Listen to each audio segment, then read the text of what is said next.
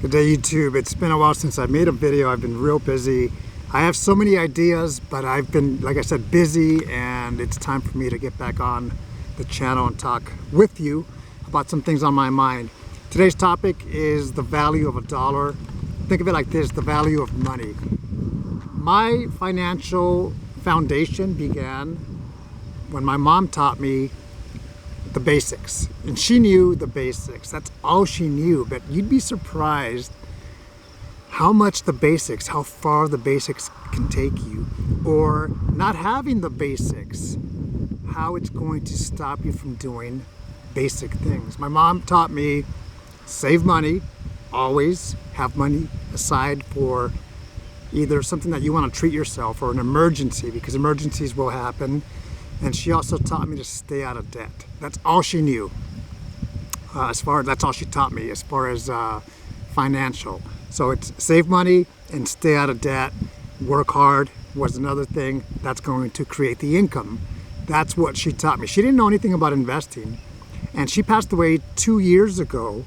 But the crazy thing is that those basics, that foundation that she taught me, that she did for herself, left an estate and value of finances that she passed on to me, that I will pass on to my son and daughter. My wife and I will pass on to our son and daughter in the future. Money is a very important topic. When I was a financial counselor, I would brief often, and I would have a quote up there that said, money will always be an important part of your life. Forever. Young, old, rich, or poor. That's just the way it is. Money is a vehicle that allows us to buy what we need, whether it's a necessity or a want, or lack of money is what's going to stop us of getting those basic things as well, or the wants that we want.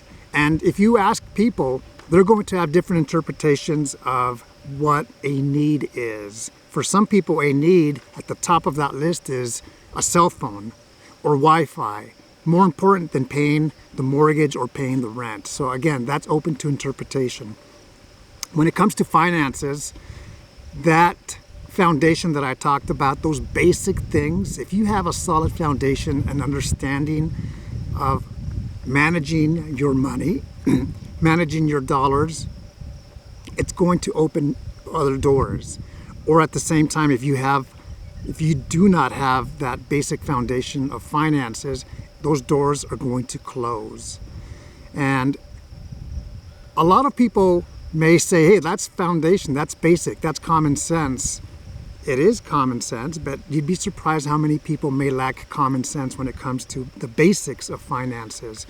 And that lack of knowledge, that is basic, but sometimes, unfortunately, it's not basic for some people. That lack of knowledge of spending less, of putting money aside, of the value of money, of finances, in the sense that where is your money going? Where do you spend your money? And that's a question that I ask, like all these other questions, not for you to answer to me, but for you to think about.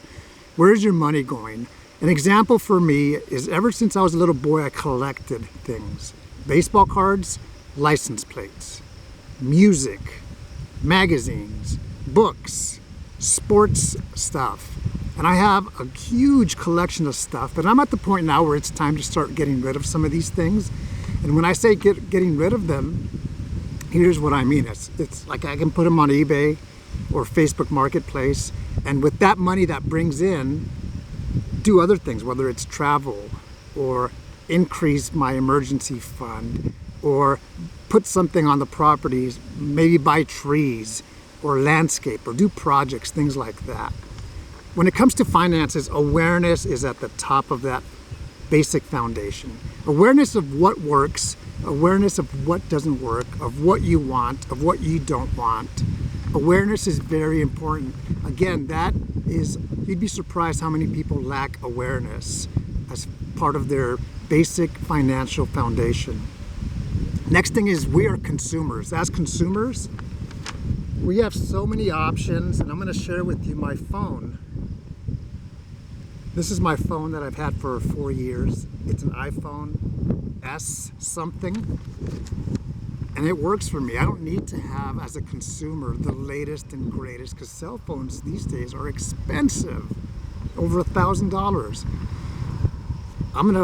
I'm fine with this one. It does everything that I need: GPS, pictures, cell phone, internet, and it does everything that I need. I don't need to have the latest and greatest, because if I put money into the latest and greatest, then it takes away from something else. For me, I'd rather plant trees on this property. What you see back there, this is my property line, and that is the neighbors. It's just an open field. Be very careful, be cautious as a consumer, because we as consumers have access to so many things. And what happens often with so many people is we're underwater when it comes to the debt that we have, the accounts that we have. When I was a financial counselor, I would help individuals, service members, and they would have either a Home Depot account or Lowe's account. And I would say, but you're renting, do you own a home? And they're like, no.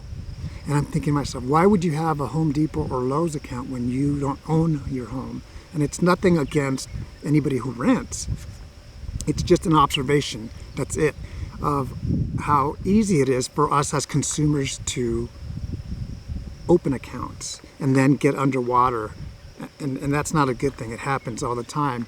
With finances, the value of $1 is this: if you buy this, can you still get this? Or if you buy this thing here, are you going to have to pass on that? So sometimes it's a sacrifice, in the sense that, where are our priorities? When I was 17 years old, my priorities were, I bought a brand new car. I've had one brand new car in my life.